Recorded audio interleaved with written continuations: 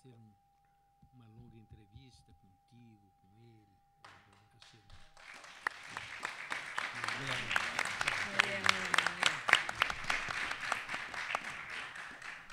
Mira, antes de hablar. Bien, vamos a continuar entonces con esta nueva mesa a la que le pusimos por nombre Paraguay en América Latina y en la memoria argentina. Y en esta mesa tenemos, digamos, el contento, realmente la alegría de contar con un grupo de intelectuales, de escritores, de investigadores de primer nivel. Por un lado, nos acompaña desde Brasil Mario Maestri, y por supuesto tienen ustedes en el programa, y se está difundiendo, el breve currículum de cada uno de ellos, unas líneas a propósito de quién es cada uno de estos investigadores, intelectuales, escritores que nos acompañan. En el caso de Mario Maestri me gustaría decir que es lo que uno ha leído y que viene leyendo de la historiografía brasilera en relación con la guerra, con quien siempre nos interesó, y digo aquellos que participamos, por ejemplo, en la realización de la serie Guerra Guazú desde la televisión pública, nos interesó mucho dialogar, entender, comprender cantidad de problemas que desde otros historiadores quedaban más bien ocluidos. Por eso la participación de Mario Maestri creemos que es fundamental. Por otro lado, León Pommer, y para nosotros León Pommer, y también hago esta primera persona del plural un tanto equívoca, pero hay algo así como un nosotros detrás de todo esto. León Pommer es una lectura de esas que, para quienes nos formamos en los años 80, principios de los 90, la guerra del Paraguay, y el Paraguay no funcionaba como un problema siquiera, las lecturas de los libros, algunos de los 70, otros, recuerdo la Guerra Civil, 1865-1870, no recuerdo exactamente el nombre, maravilloso libro de León Pommer, en donde él nos devolvía otra historia, y en verdad casi como que recordaba eso que en esos momentos de la Argentina estaba más que olvidado, ¿no? Por otro lado, Alejandro Kaufman, que sin duda, como conversábamos recién, es probablemente el acontecimiento de la mesa, en tanto que no está en los papeles programado qué es lo que Alejandro Kaufman puede decir sobre estos temas. Entonces eso es genial, lo hace realmente fenomenal. Sí sabemos que es genial lo que va a poder decir en términos de... Perdóname, Lorena. No, vertiginoso. Digo. Vertiginoso, y le coloca una cuestión necesaria para todo encuentro de estas características. Y por último, Lorena Soler, que simplemente me gustaría decir, primero, que no la conocía hasta este momento personalmente, y que me parece que viene haciendo un trabajo que es un trabajo de investigadora académica, pero también de intervención pública, política, a propósito de la realidad de Paraguay hoy. Y eso también le da un valor muy particular a todo lo que viene escribiendo. Así que nada más que eso. ¿Empezamos? ¿Cómo hacemos? ¿Te parece en este orden? ¿En el orden? En el orden de... ¿sí? Azaroso de Dale, la geografía sí. de la mesa. Bueno, no sé si esto está. Sí, yo tengo una voz fatal, igual de alta, así que... bueno, gracias a los organizadores del encuentro por lo que creo un espacio oportuno, necesario, apropiado para pensar el presente latinoamericano, como los procesos de integración, los procesos de cambio político actual de América Latina lo demuestran. Vimos un presente histórico más allá de la guerra. Quisiera ordenar un poco, si es en caso de que eso fuera posible, ¿no? Quisiera ordenar un poco mis ideas a partir de la pregunta ¿qué hacemos con la guerra? No quiero pensar la pregunta ¿qué hacemos con la guerra? En un sentido metafísico, ni siquiera existencial, sino en el sentido en el cual nos invoca el presente. Hay muchas guerras, hay otras guerras, pero nos ocupamos con bastante apego de la guerra de la Triple Alianza. Esta guerra nos preocupa no solamente por lo que los historiadores desprevenidos, y acá hago uso de una categoría de Horacio González, ¿no? Un historiador desprevenido es aquel tan preocupado por encontrar el último documento histórico en el último lugar del último lugar de la última biblioteca del mundo, digamos, ¿no? Sino como si frente a ese documento no existiera una lucha epistemológica por su interpretación. Digo, entonces no nos ocupamos de la guerra solo porque la guerra fue una catástrofe en términos de matanza de hermanos latinoamericanos y por hacer un acontecimiento único en términos de consecuencias políticas y económicas para la región, porque han existido otras tragedias humanas y no siempre nos ocupamos. Digo, a veces coinciden la dimensión de los muertos con las preocupaciones intelectuales y otras veces no coinciden.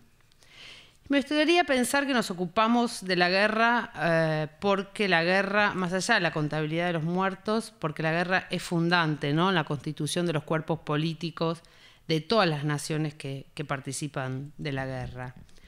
Y no hay posibilidad de pensar el presente latinoamericano sin esta guerra. Una guerra que es profundamente regional e internacional y que desde ahora mismo me gustaría decir que echa por tierra todas las interpretaciones acerca del aislamiento paraguayo. Nadie participa de una guerra internacional ni resiste 5 años siendo un país aislado. En todo caso, habría que revisar las interpretaciones a las cuales ha abonado tantísimo la historiografía liberal acerca del aislamiento paraguayo, ¿no? Tantas bibliotecas escritas en ese sentido que no hacían otra cosa que justificar claramente la guerra. Pero vuelvo entonces a los sentidos fundantes de la guerra, los sentidos fundantes que son sentidos cotidianos y son sentidos que dominan los lenguajes políticos actuales. Las representaciones de las guerras inclusive pueden ser utilizadas para explicar el golpe de Estado a Fernando Lugo o inclusive activadas cada vez que se produce algún tipo de conflicto comercial o regional en el Mercosur. Nos ocupamos de la guerra no solamente por el peso de los muertos, pero sin embargo entraré en la primera contradicción, que es, me gustaría ocuparme de la representación de la guerra a partir de una de esas dimensiones, la de los cuerpos. Los cuerpos en el presente, las representaciones políticas de esos cuerpos, y dos cuerpos, como sabemos los cuerpos nacen, mueren, pero otros tantos cuerpos son inmortales. Y me gustaría referirme a la inmortalidad que la modernidad política creía en no tener cuerpos inmortales, pero la modernidad política también tiene cuerpos inmortales. Y me gustaría referirme a dos de esos cuerpos, que son dos figuras inmortales, que son la de López y la de Stroessner. Visto desde nuestro presente, podemos decir que la Guerra de Triple Alianza configuró las representaciones nacionales del Paraguay, ¿no es cierto? Creó los héroes de la patria, los ordenó y los jerarquizó. Pensar la guerra o pensar la nación paraguaya sin esta guerra resulta imposible y hasta absurdo. Pero sin embargo no siempre fue así. Primero porque el fin de la guerra impuso la negación de la guerra. Y segundo porque el fin de la guerra solo era posible con la eliminación del cuerpo de López. Y la guerra finaliza cuando desaparece el cuerpo de López. El pacto del fin de la guerra se sella en Cerro Corá en 1870. El proyecto liberal, la posguerra, configuró un dispositivo estatal en el cual había que borrar todos los vestigios lopistas, para los cuales tomó decisiones trágicas y otras tanto vistas desde hoy simpáticas, como la intención política de creer que con un decreto podían abolir la utilización de la lengua guaraní, por ejemplo, la población paraguaya, o con un decreto pensar que podían abolir la siesta, ¿no?, por creerla para gente, todas prácticas por fuera de un sistema civilizatorio y moderno que debería llevar a Paraguay luego de la guerra y en un proyecto de modernidad política liberal. En ese Paraguay donde muere Sarmiento, ¿no?, en ese Paraguay donde muere Sarmiento también es prohibido entonar el himno nacional por algunos años más, y también es borrado la posibilidad de conmemorar el nacimiento de López, que formaba parte del calendario patrio. Esta voluntad acérrima, ¿no?, de sacar a López, a su cuerpo, a su figura, de la historia, de la memoria colectiva, después de librar una batalla de 5 años, estaba bastante destinada a fracasar. La prohibición de Solano no hacía más que revivir el mito en los bordes de la configuración de una memoria de la resistencia, como eran los campesinos que seguían rindiéndole culto a la muerte de Solano López, uniendo esa celebración con la celebración del patrono Francisco Solano. Nosotros sabemos muy bien lo que implica no decir nombres y la fuerza política que adoptan los nombres prohibidos, sobre todo cuando implican a grandes masas del pueblo. La historia de la región, la historia de Argentina podría escribirse a partir de los nombres prohibidos. Esta prohibición de Solano y de su cuerpo, esta prohibición de Solano produjo que su cuerpo quedara olvidado en la frontera. Un liberalismo ingenuo de posguerra que ni siquiera usó su cuerpo para recrear el mito de la muerte y recrear el mito del fin de la guerra. Pero esas representaciones latentes, masivas, populares, esperaban ser interpeladas. Y eso fue posible después de la otra guerra, la Guerra Chica. Aun cuando hay antecedentes, siempre los hay, desde los años 20, la historiografía revisionista paraguaya que venía disputando acerca de qué pasado contar y cómo ordenar el panteón de los héroes, el triunfo de la guerra no buscada, como dice Alperindongui, posibilitó que Solano López ingresara como héroe al panteón nacional. ¿Qué hacemos con la guerra? Fue la pregunta de ahora los héroes del Chaco, ¿no? En nombre de quién morimos en esa guerra fue la pregunta que recorrió a la Segunda Guerra. ¿Cómo ir a una guerra sin tener nuestros propios panteones, propios panteones y nuestros propios héroes? En esa reconfiguración del imaginario nacionalista fue posible ir a buscar el cuerpo de López. El cuerpo de López fue buscado en un dispositivo estatal y eso permitió la inauguración del Panteón Nacional, el museo más importante de la reconstrucción de la identidad nacional en Paraguay. Con el ingreso del cuerpo de Solano López y la reconstrucción del Museo Nacional pudieron ingresar Carlos, su padre, y el doctor Francia, y a partir de ahí configurar la trilogía de los héroes. ¿Quién será el nombre del hombre que se reinventó como un heredero político a la causa lopista? Alfredo Stroessner. El estronismo se inscribió en esos imaginarios que la posguerra había dejado en disponibilidad. Eran representaciones de hechos muy trágicos, inscriptos colectivamente, pero también corporalmente. Los muertos de la guerra. Todos tuvimos muertos en esa guerra. Siempre es posible volver sobre ese hecho.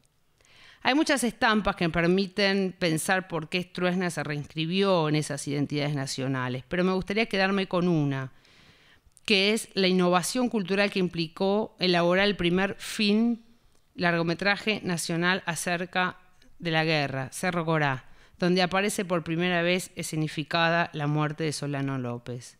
Mostró su relato en otro artefacto cultural, totalmente novedoso y con muchísima capacidad de distribuir representaciones. Pero no fue solo Stroessner, fue un clima de época que impuso un alivio a los héroes. Todos fuimos lopistas, no solo la dictadura stronista, también las guerrillas y los movimientos revolucionarios que intentaban derrocar a Alfredo Stroessner. Pero entonces decíamos que si la guerra termina con la muerte de López, condición para dar fin a la contienda, es lo mismo que vuelve a suceder para darle fin al estronismo. El estronismo se termina cuando desaparece el cuerpo de Stroessner de Paraguay. La imagen del fin del estronismo es la imagen de Stroessner subiéndose al avión viajando a Brasil, al exilio en Brasil. La imagen del fin del estronismo es la imagen del fin del cuerpo de Stroessner. Stroessner muere en el exilio en Brasil. Su cuerpo continúa en Brasil y su ingreso a Paraguay siempre es vivido como una amenaza política, inclusive como un momento de excepcionalidad de la discusión pública acerca de cómo pensar qué hacemos con el cuerpo de Stroessner. El cuerpo de Stroessner es el cuerpo de un dictador, de un militar, de una pieza central en la represión regional. Al preguntarnos qué hacemos con la guerra, estamos obligados a preguntarnos qué hacemos con las otras guerras. ¿Qué hacemos con los archivos del Plan Cóndor, que nos muestran otros cuerpos ocultos y que no por azar están en Asunción? Como los otros archivos, como los archivos de la guerra de la Triple Alianza, que todavía están guardados en varios de los estados participantes. Poner los archivos de los muertos y asesinos políticos es tal vez poner sus cuerpos, es poner sus biografías. ¿Quién podrá con esos cuerpos que fue laudando la historia? ¿Qué deberíamos hacer con ellos? El Panteón de los Héroes, el monumento nacional más importante de ese país, no solo por su configuración arquitectónica, también por su centralidad política. El Ágora de Asunción. Ahí vamos todos, a reclamar el salario docente, a pedir justicia por la masacre de los campesinos de Curuguatí, a reclamar por las víctimas de la dictadura. También vamos nosotros, quien creemos que escribimos los libros de izquierda de esta época. El imaginario nacionalista sobre la guerra no se ha desmontado, ni tan solo se ha cuestionado por una corriente política con capacidad de disputar ese relato hegemónico. Hay un consenso memorial sobre la guerra y su presencia. Tal vez Lugo fue la esperanza de que ese otro relato nacional era posible de ser contado. ¿Quién podrá en Paraguay contar ese panteón? O mejor dicho, ¿quién podrá con esos héroes armar otro relato para ese Paraguay?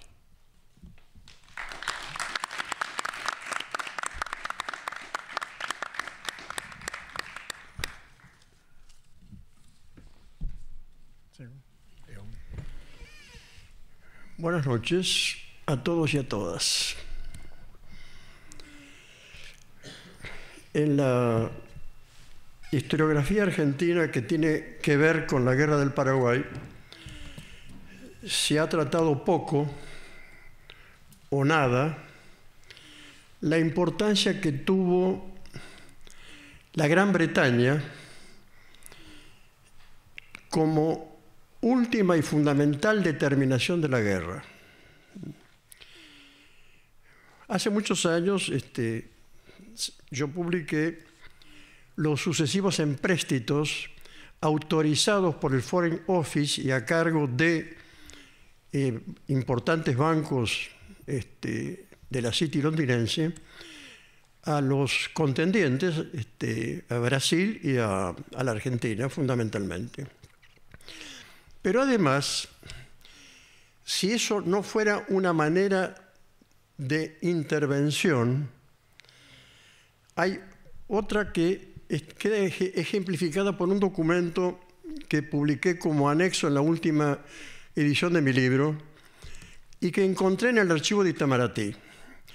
A comienzos de 1865 están rotas las relaciones diplomáticas entre Brasil y la Gran Bretaña, y a cargo de la delegación, de la legación brasilera en Londres, hay un diplomático menor, digamos, es el que cuida los papeles.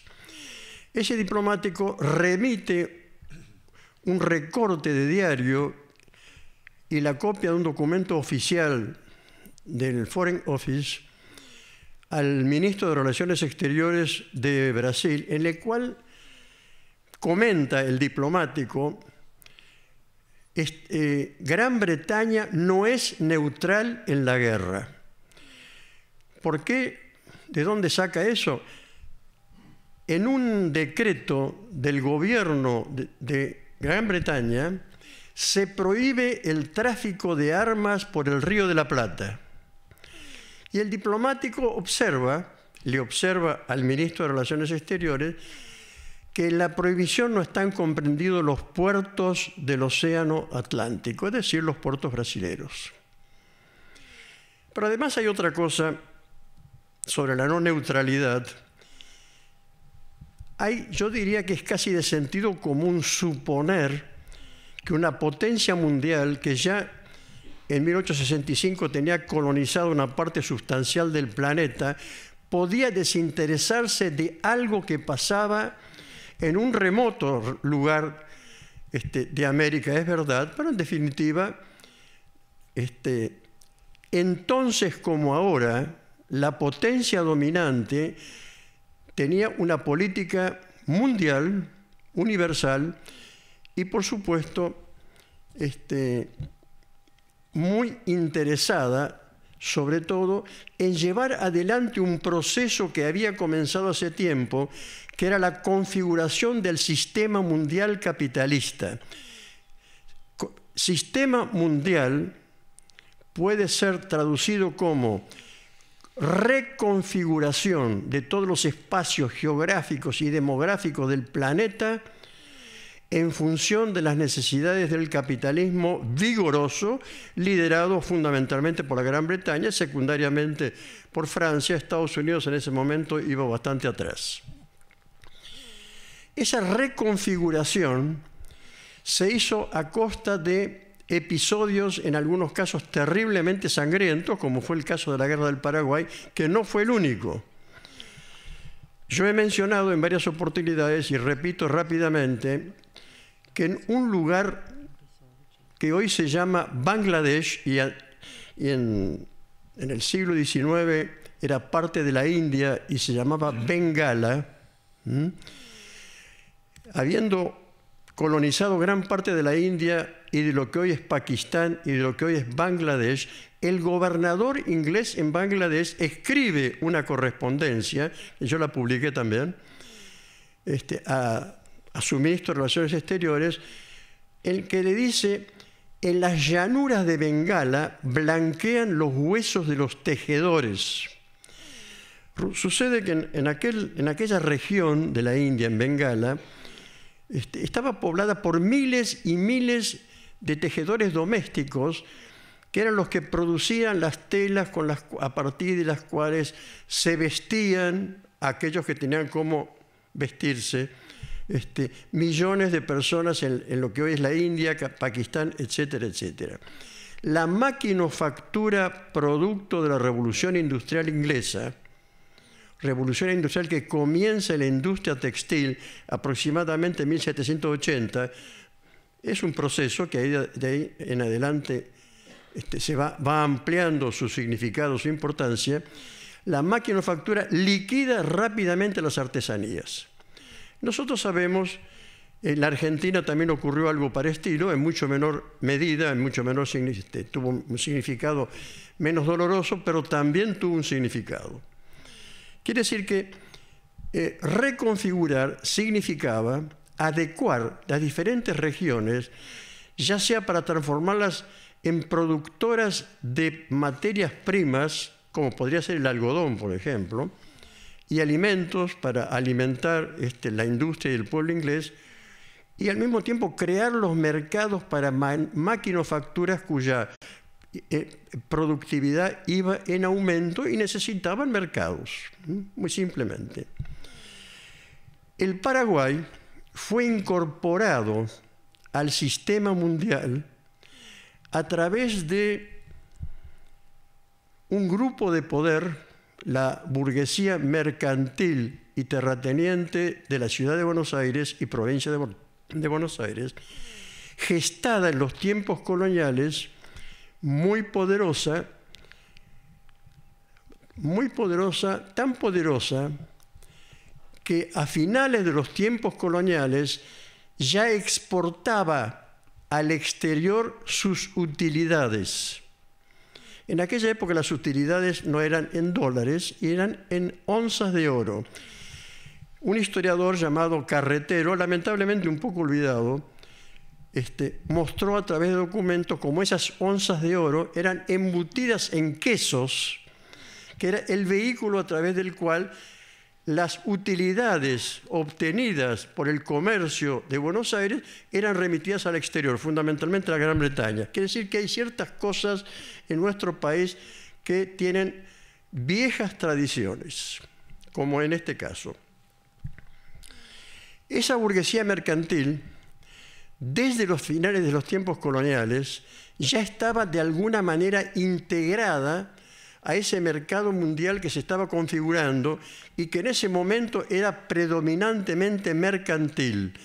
Es decir, el período histórico de la burguesía mercantil que va a dejar espacio al partir de la Revolución Industrial al periodo que se inicia con la Revolución Industrial propiamente dicha, ¿no? La maquinofactura. Esa integración de económica, política, ideológica,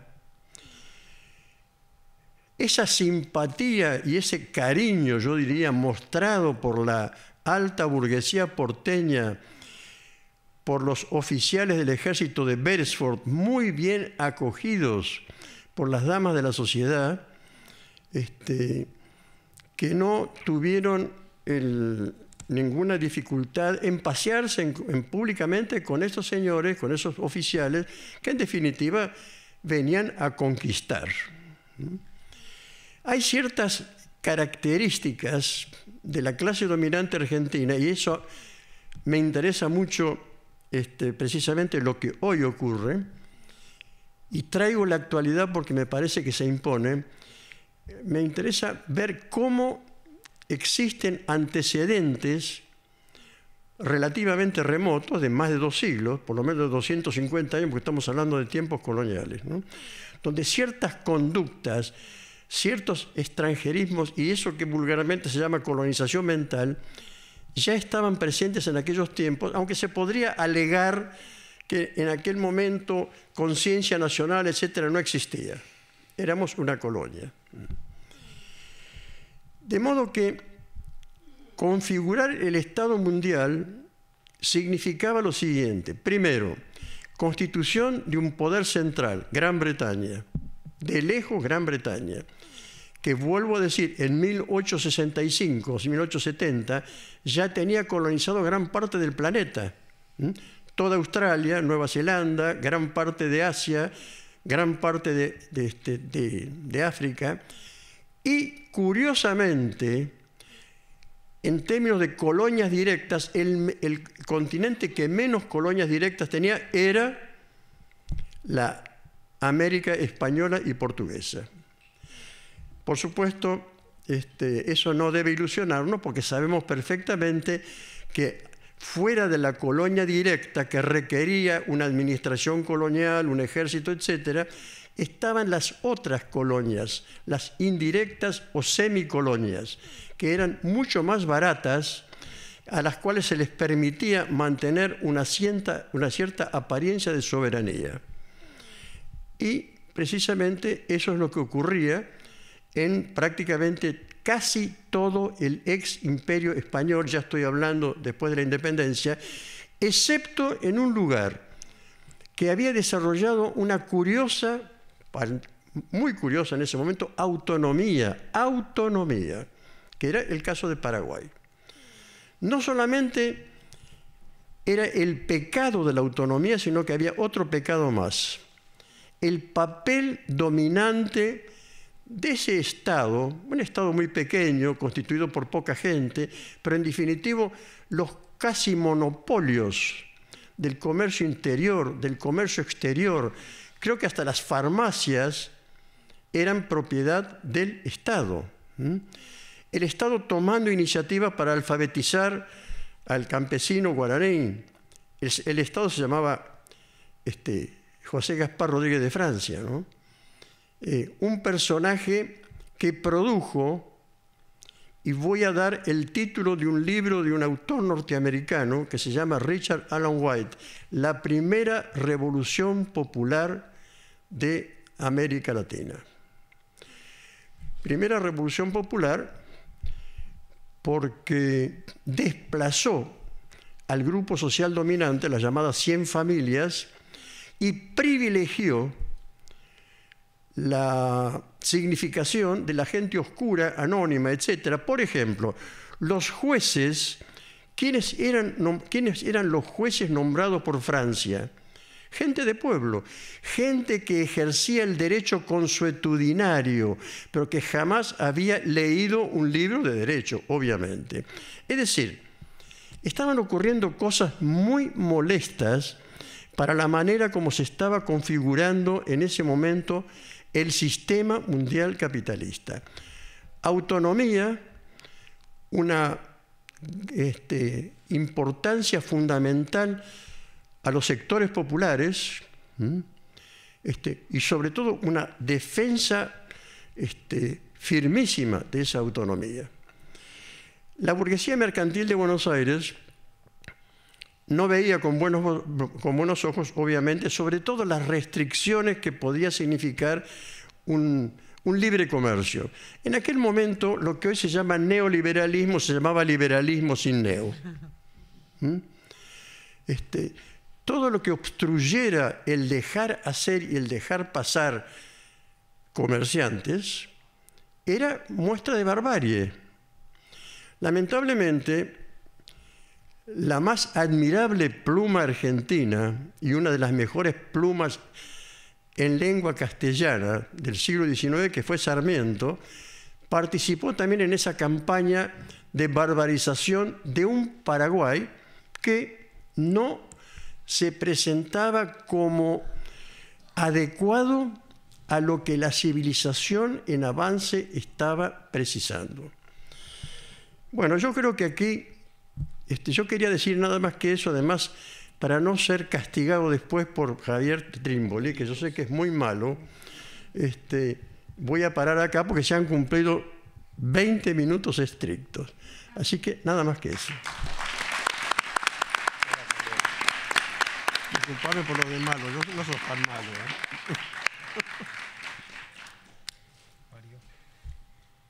Me gostaria de agradecer inicialmente e vivamente à televisão pública, que tem me permitido colaborar em essas iniciativas, na pessoa de Javier, de Júlia, que tem haciendo esse contato, e parabenizar, sobretudo, o Ministério de Relações Exteriores por a publicação desse belíssimo trabalho, desse belíssima documentação, que é o Fundo Stanislau Zeballos, que me cabe a mim falar um pouco sobre isso. Para os argentinos acá, hago um breve recuerdo de quem foi esse senhor.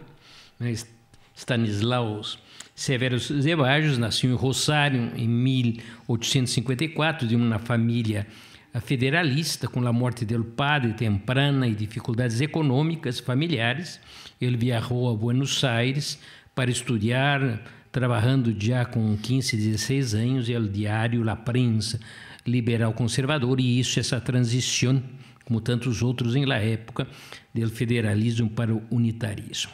Em 1874, completou o curso de Direito na Universidade de Buenos Aires, onde ensinou e se quedou hasta reitor. Foi dirigente terrateniente, deputado provincial e nacional, presidente da Câmara Nacional, diplomático, 3 vezes ministro de Assunto Exterior.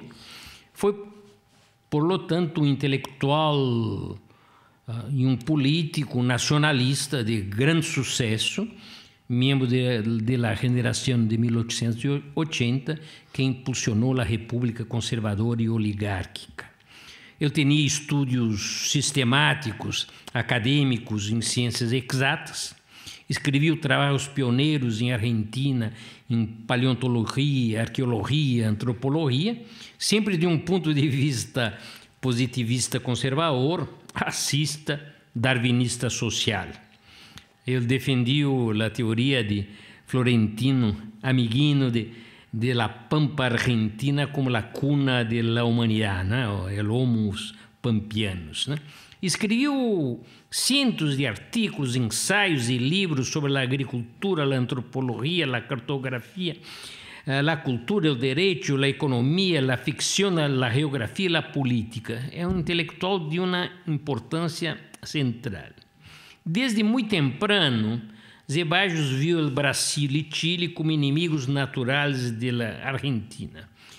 Quando ministro, ele militou, ministro de Assuntos Exteriores, de 1906 a 8, por el armamento de Argentina em vista de los conflitos com os vecinos. Ele desejava, lhe parecia bueno este conflito.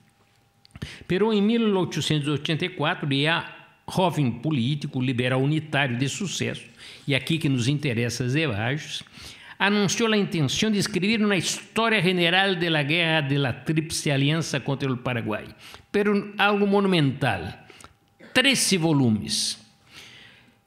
Em 1884, solo 8 anos depois da ocupação militar de Paraguai, tínhamos abundantes recuerdos, documentos e livros rápidos sobre o conflito, pero não havia nem em Argentina nem no Brasil um trabalho de grande aliento. Uma história general da guerra era quase uma necessidade de Estado do Estado argentino. Também sua produção acercava Zeballos de los grandes políticos argentinos que haviam ganado a guerra e dominavam a política, especialmente Bartolomé Mitre. Ele era mitrista, de quem Zeballos se aproximou, e Mitre mesmo ofereceu e abriu seus arquivos para ele. Também com essa proposta, Zeballos estabeleceu relações com os protagonistas derrotados do conflito, os paraguaios, que então se acomodavam à derrota e a los ganadores. Era um projeto político. Zeballos passou a se corresponder com argentinos, uruguaios, franceses, ingleses e, sobretudo, com paraguaios, recolectando e produzindo uma vasta e rica documentação sobre a guerra. Parte de ella está cá. Não se preocupou, pero em entrevistar brasileiros. E talvez devido às suas opções políticas, isso talvez devido às suas oposições políticas e à situação de forte controvérsia na época entre os dois estados. Pero interessante é que seu êxito político e econômico, que lhe permitiu produzir e reunir essa ampla e variada documentação sobre o tema, livros, documentos, mapas, fotografias, entrevistas, tudo isso não resultou em grande coisa. Quando morreu, sua biblioteca possuía 30 mil volumes, e ele mesmo, em 1887 e 88, e esses anos são fundamentais, viajou à província de Corrientes e a seguir ao sul do Paraguai e mesmo a Asunción, visitando os teatros de combate.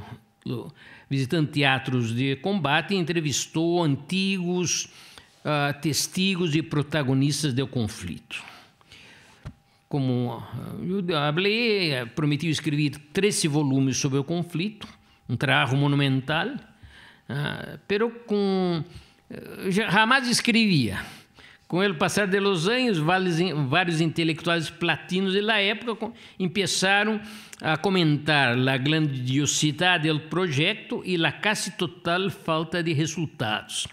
O historiador e político paraguaio Manuel Domingues lo escreveu: termine por Deus aquela história da Guerra do Paraguai, assunto digno de sua brilhante pluma.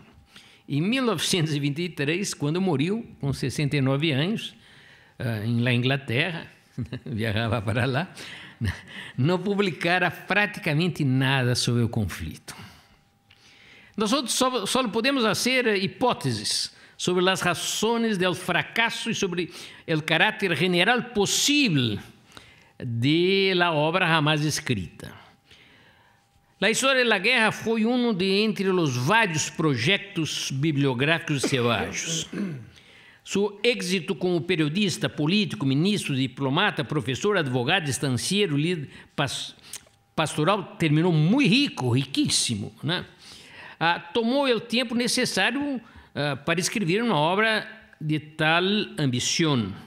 Zeballos também não tinha tradição na historiografia. Eu creio que o ambicioso plano lo inibia a publicar um trabalho menor. Sua posição em relação, e este é fundamental também, em relação ao Brasil, dificultava produzir uma história de uma guerra que, sobretudo depois de Curupaití, em setembro de 1866, foi sostenida principalmente por el Brasil.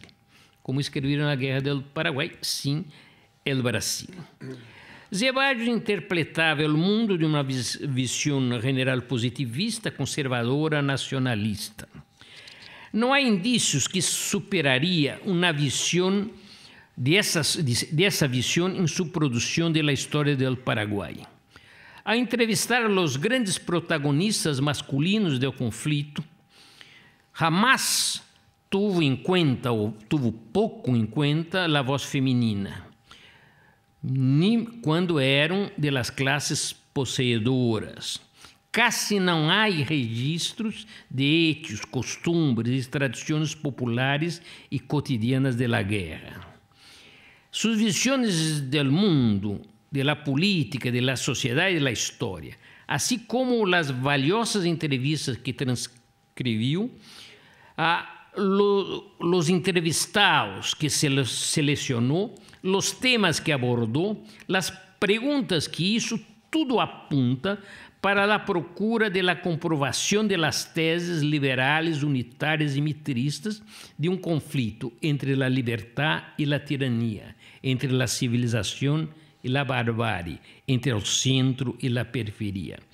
Uma guerra que foi devida à ambição do terrível ditador. É interessante que em 1887-88, os legionários e também grande parte dos membros do Estado e do Exército lopista que governavam o país destruído e refundado em uma tradição liberal mercantil se acomodavam sobre as espaldas anchas de Francisco Solano Lopes. Todos diziam que Lopes era o responsável. Todos tendiam a reafirmar a responsabilidade de Solano Lopes e a ordem despótico conhecido hasta entonces por el país. Consultado por Zeballos sobre os tribunais de sangue, tema fundamental de la narrativa antilopista, todos propuseram comumente crer que a conspiração jamais existiu. Sin embargo, a menudo propuseram que havia ocorrido contatos de las elites paraguaias com o inimigo, especialmente depois da caída de Humaitá. Esse fundo, vou terminando, esse fundo Stanislau Zeballos, do Arquivo Bautista Gil Aguinaga, publicado bajo os auspícios da Cancilleria Argentina, né, traz documentos produzidos em 1887-88. Depoimentos individuais, testemunhos escritos, cópias de documentos, reflexões, entrevistas, generalmente transcritos por Zeballos, mas que ele não apresentava literalmente. Uma documentação multifacética, em geral de singular valor histórico, que permite muitas leituras e interpretações de novos temas. Entre os documentos se destaca o longo testemunho do coronel Pedro Duarte, com sua versão da batalha de Yataí, em Passo de los Líderes, em agosto de 65. Mas, sobretudo, há um elemento fundamental nessa documentação que eu quero terminar chamando a atenção. Zeballos transcreve na documentação su inestimável registro de la transição cultural, ideológica e política vivida por la sociedade paraguaia em 1888, quando visitou Assunção. Ele define a aparição do lopismo, de aquele que eu chamo o lopismo positivo, apresentação do Mariscal como o líder paraguaio e defensor em jefe excelente de la pátria, né?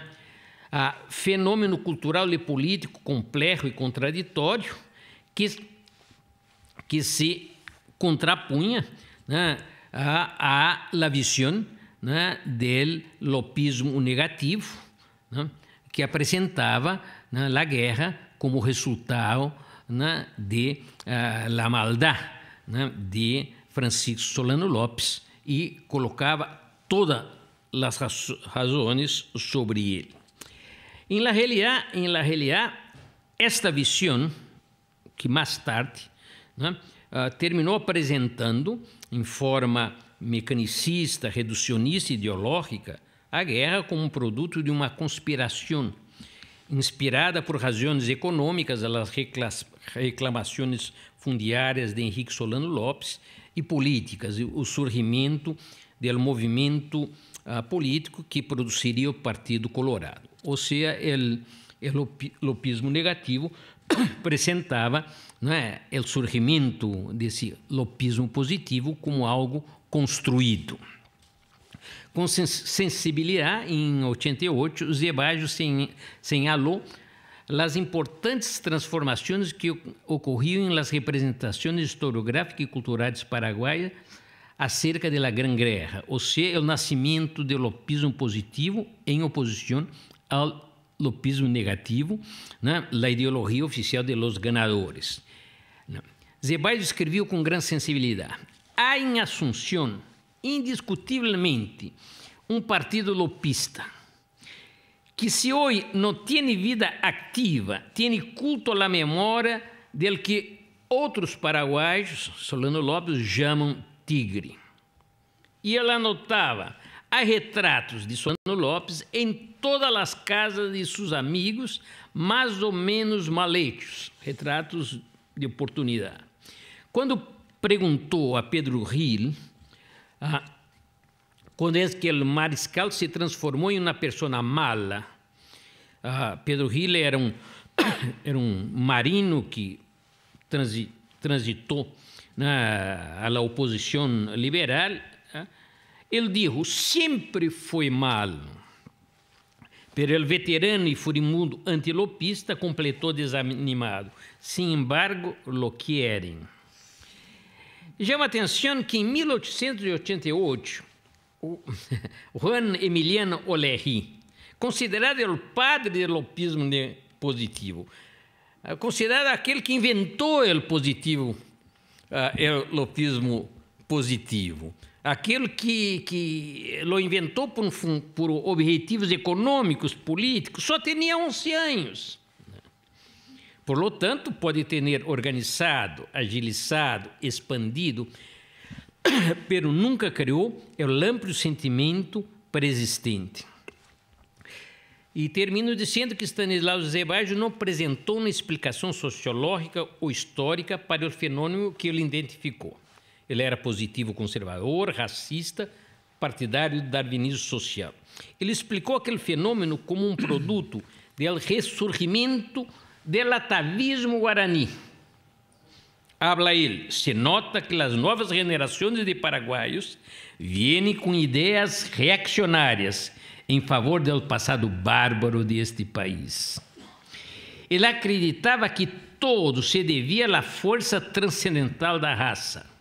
É uma lei da existência e fenômeno fisiológico que se explica. A pureza da sangue guarani predomina todavia e ahoga os gérmenes novos da civilização.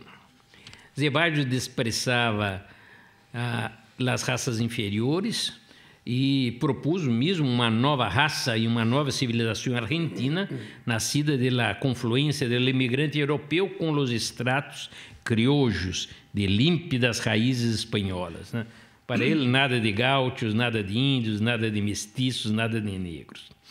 Em 1915, escreveu em la entrada, em verbete, sobre a população argentina, de la enciclopédia El Tesoro de la Juventud. Eu leí esta questão quando era muchacho, que o caráter da população argentina era inteiramente europeu, pois, como dijimos, já a raça blanca ha hecho desaparecer por absorção a los índios e a los mestiços.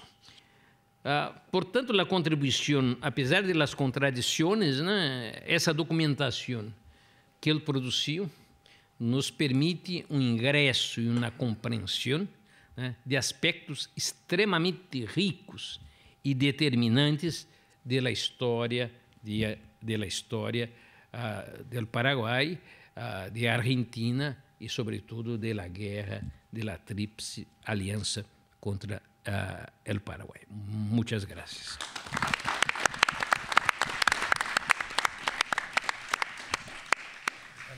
Bueno, muchas gracias. Efectivamente, no hay algo de no escrito en lo que me toca decir, pero sin embargo se corresponde fielmente con el título de la convocatoria, ¿no? Uno, cuando ve cómo se desenvuelven las conversaciones, se ve agobiado por la duda acerca de qué decir cuando aparece el evento, lo factual, la historicidad del documento, sometido a interpretaciones que son decisivas y que determinan también la memoria. La memoria tiene una deuda con las interpretaciones acerca de la historia, ¿no? Como hemos estado escuchando ahora, un lopismo bueno o un lopismo malo orienta la memoria en direcciones muy diferentes.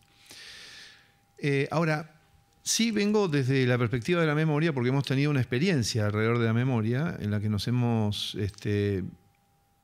por más que no hayamos tenido esa voluntad, nos hemos destacado como colectivo social y nacional respecto de la cuestión de la memoria.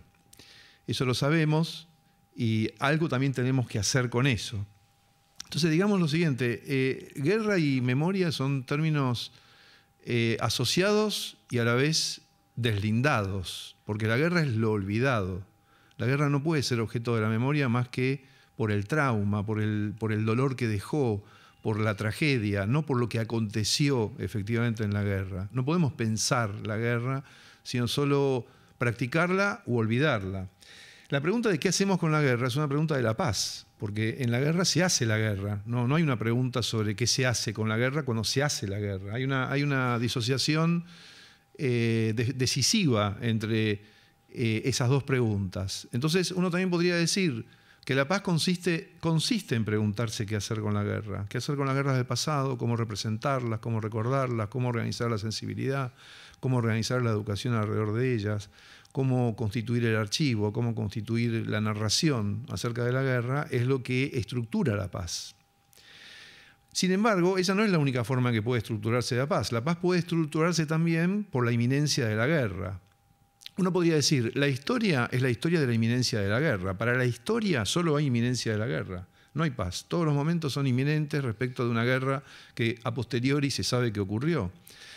El momento de la paz es solo el momento del presente, sí, o sea, con la condición de que no se esté preparando la guerra. Y estamos justamente nosotros como colectivo regional y nacional atravesando un momento donde no nos estamos preparando para la guerra, en términos generales, y en algunos aspectos muy singularmente en Argentina hay una cultura, un esfuerzo por la cultura de la paz. La cultura de la paz no es solamente lo que se enuncia, porque sabemos muy bien que es una palabra que ha sido sometida a la usura más radical y que se ha llamado paz a la guerra, y eso sigue ocurriendo en muchos lugares del mundo, que se practica la guerra bajo el nombre de la paz. De manera que decir cultura de la paz simplemente no nos garantiza nada. Es la memoria en el presente la que nos permite saber, o por lo menos inferir, si es que estamos en la inminencia de la paz o en la inminencia de la guerra. Y estos años han estado muy habitados por la inminencia de la paz y no por la inminencia de la guerra, de múltiples maneras. Insisto, no se trata de decirlo, se trata de lo que se hace y de una historia de ese quehacer que entre nosotros lleva muchas décadas, aunque estuvo interrumpida de maneras absolutamente trágicas. Pero no hemos inventado en estos años la cultura de la paz, sino que es un legado que hemos asumido de periodos anteriores, en donde quienes han sido tan denostados, sin embargo, eran quienes construían una cultura de la paz. El movimentismo populista argentino es un movimentismo que ha construido una cultura de la paz en Argentina, de la paz social y de la paz también internacional. Esto siempre con un tono bajo de voz, no enunciándolo o convirtiéndolo en una simple consigna, sino realizándolo. Y en ese contexto ocurre la siguiente cuestión. Siempre que recordamos algo surge un mismo enunciado descalificador de la memoria, que es ¿por qué se recuerda esto y no esto otro? ¿Por qué estoy recordando esto en detrimento de todo lo que no recuerdo? ¿Por qué este evento y no otro? ¿Por qué la guerra de Paraguay y no todas las demás guerras u otros acontecimientos? Bueno, esa es una pregunta del historiador. Es una pregunta del archivo, es una pregunta del documento. El archivo necesita la secuencia de todos los acontecimientos existentes, no puede privilegiar a algunos en detrimento de otros. Esto ocurre en el archivo, ocurre en el museo, ocurre en la historia factual. Fíjense que el museo remite esta cuestión al depósito, porque siempre que exhibe tiene que seleccionar en el depósito, que siempre es mucho más amplio que el lugar de exhibición, qué es lo que va a exhibir. Por lo tanto, el lugar donde se define esa serie, la completitud de esa serie es el depósito de un museo, es algo que ni siquiera vemos. Y la exhibición supone siempre algo que se está recordando de lo que constituye el depósito del museo. Es un recuerdo de la colección que vuelve a olvidarse una y otra vez. Todo museo luego lo que hace es recordar que había algo en la colección que no fue exhibido hace mucho tiempo. Esto es porque la tensión entre historia y memoria deviene de la fragilidad de la memoria. La memoria es de una fragilidad y de una inconsistencia que siempre nos vuelve a sorprender. Siempre es la Magdalena que se introduce, ¿no?, con el té y que de pronto hace estallar un mundo que estaba en la oscuridad y que a la historia le resulta siempre antipático incluso, o que no sabe qué hacer con ella, porque siempre le demanda una serie de decisiones que la historia asume de maneras diferentes, siempre a través de la serialidad. Entonces, cuando uno recuerda algo, no recuerda lo que no recuerda lo que recuerda. Es decir, es Borges quien escribió La gran ironía. Lo hizo de muchas maneras, pero también cuando escribe Un fúnebre memorioso se ríe de algún modo de la historia entendida de esa manera, de una historia no crítica. Se ríe porque dice, bueno, la historia es la completitud que nos detiene, que nos paraliza. Es decir, si uno quiere ver en el museo, en la exhibición, toda la colección, se paraliza. Es decir, se convierte en un objeto más de la colección y no en alguien que puede recorrer una exhibición. Entonces, cuando uno recuerda algo y no otra cosa. Lo que puede es preguntarse por qué recuerda eso y no otra cosa. Esa pregunta sí es pertinente. No una especie de demanda formal o ética, supuestamente ética, sobre la justicia en el recuerdo. No hay paridad en el recuerdo. No la hay. No la puede haber. Pero sí preguntarse por qué uno recuerda algo. ¿Y por qué recordamos esto que estamos recordando? ¿Por qué nos espanta? ¿Por qué no nos espantaba en otro momento y nos espanta ahora? Esa es la pregunta de la memoria. Y sabemos por qué nos espanta. Nos espanta porque transitamos nuestras propias memorias del dolor y de la tragedia. Hay una apertura de la sensibilidad, hay una inclinación a ver de otro modo la cuestión de la guerra, de la historia, de la victoria y de la derrota. Hay una manera diferente de definir lo nacional, en ese sentido, respecto de cómo convivir regionalmente y también fuera de la región. Es decir, eso es la cultura de la paz. La cultura de la paz supone, en este sentido, una cuestión muy delicada, respecto a la cual lo que estamos haciendo aquí es un paso, no es más que un paso de un camino muy largo, que es cómo reconocer desde una identidad nacional el daño infligido a otros. Es eso lo que estamos discutiendo. Y lo estamos discutiendo porque se nos ha abierto la sensibilidad por los daños que nos infligimos entre nosotros mismos de manera catastrófica, una y otra vez, no solamente en la dictadura, también en otras situaciones socioeconómicas, políticas, en las que hemos llegado hasta extremos inimaginables para nuestras propias historias. Y eso nos ha abierto una sensibilidad que nos hace ver lo que leemos, lo que sabemos, lo que recordamos, lo que escribimos. Cuando digo lo que escribimos me refiero a un poema como el de Martín Rodríguez, que va a estar mañana. ¿No es cierto? Ese poema es un resultado de esta apertura de la sensibilidad que se produce. No es que simplemente él buscó cualquier objeto para dar inspiración a su escritura poética, sino que es ese autor, periodista, politólogo, pensador sobre los aconteceres de la Argentina, que mira hacia afuera y hacia adentro y entonces despliega una sensibilidad respecto de ese es el poema que escribe Martín Rodríguez sobre la guerra del Paraguay. Hay una contemplación que nos hace ver de otro modo a Cándido López, nos hace ver de otro modo lo que en estos días se está exhibiendo, el modo en que nos discutimos cómo representarnos eso que nos ha constituido y que habíamos olvidado, de lo cual no nos hacíamos cargo. Pero la cuestión es que si se trata de la memoria, se trata de recordar siempre que la guerra es lo olvidado, ¿no? Es decir, olvidamos que en la guerra se sigue viviendo. El momento del sobreviviente, el momento en que la metralla mató a todos los que estaban alrededor de alguien y uno sobrevivió, es un momento de una intensidad en términos de felicidad y alegría que solo por su obscenidad puede ser olvidado, pero que en ese momento acontece. Es decir, el momento de la supervivencia es un momento de felicidad en medio del desastre, que solo puede justificarse por la vida misma de quien ha sobrevivido y no puede ser de otro modo. Hay una cuestión interesante que ver respecto de las representaciones, ¿no? Cuando nos relacionamos con las representaciones de la guerra, no estamos frente a la guerra, no estamos experimentando la guerra. Estamos en un estado de contrición, de seriedad y de recogimiento frente al dolor, que es lo que a nosotros nos acontece frente a esa guerra del pasado, pero no tiene ninguna relación con la experiencia que tuvo lugar en la guerra misma. En la guerra misma ocurrió el amor, ocurrió el dolor, ocurrió la risa, ocurrió el desastre. Quien participa de la guerra no está en el estado en que estoy yo cuando contemplo el pasado.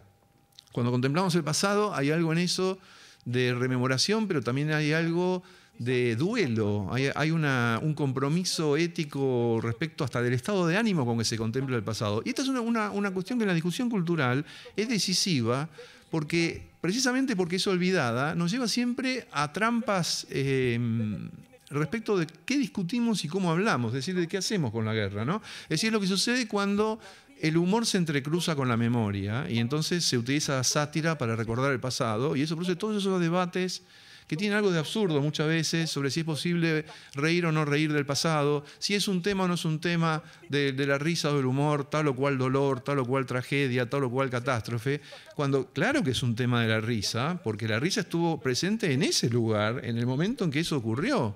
Y si no riéramos también cuando recordamos el horror, poco fieles seríamos a la memoria de quienes han perdido la vida en esas circunstancias. Y no es porque eso deba prevalecer como el estado de ánimo que tengamos frente al pasado, pero sí porque el compromiso con el pasado nos tiene que abrir una sensibilidad que también considere esos aspectos. Entonces, me parece que estamos, quiero terminar con esto, estamos atravesando un momento afortunado respecto... Es afortunado que en las circunstancias institucionales, políticas, museológicas, historiográficas, que nos animan en la actualidad, podamos hablar de esta manera de lo que estamos hablando, que haya esto surgido hace algunos años. Esto es un surgimiento de la postdictadura. Era imposible pensar del mismo modo lo que estamos discutiendo aquí antes y después de la dictadura. Esta es una experiencia que muchos hemos tenido, donde de pronto, porque muchos de todos nosotros habíamos leído también el mero acontecimiento, la mera factualidad de la guerra del Paraguay antes, sin comprenderlo. Era la guerra de la Triple Alianza, Solano López, Inglaterra, todo lo que sabemos, uno lo podía leer como puede volver a ocurrir, sin entenderlo como lo entendemos ahora. Ahora nos resulta que brillan esas letras, que nos deslumbran, que nos atraviesan, que nos desgarran y que nos hacen preguntarnos por nuestra responsabilidad. Y cuando hay responsabilidades también internas, ¿no? Es más fácil muchas veces pensar en términos de catástrofe y de crimen colectivo en el tema de los pueblos originarios, ¿no? Que también están atravesando, como se ha dicho tanto una y otra vez, eran la carne de cañón de la guerra de Paraguay, los negros, los indios. Pero hay una cuestión que me parece que es distintiva respecto de la guerra de Paraguay, que es la siguiente. Los indios que nosotros matamos eran nuestros indios, eran argentinos, por decirlo de una manera. Mientras que estos otros no lo eran. Entonces, esta es una diferencia. Y esto determina una diferencia en nuestra propia conversación, en nuestra propia mirada en la actualidad, que no unifica, no uniforma todos los acontecimientos, por más terribles que hayan sido y por más que podamos considerarlos críticamente. Hay algo muy significativo en que discutamos esta cuestión que es transnacional, regional, respecto de algo en lo que nuestro propio colectivo nacional ha sido responsable.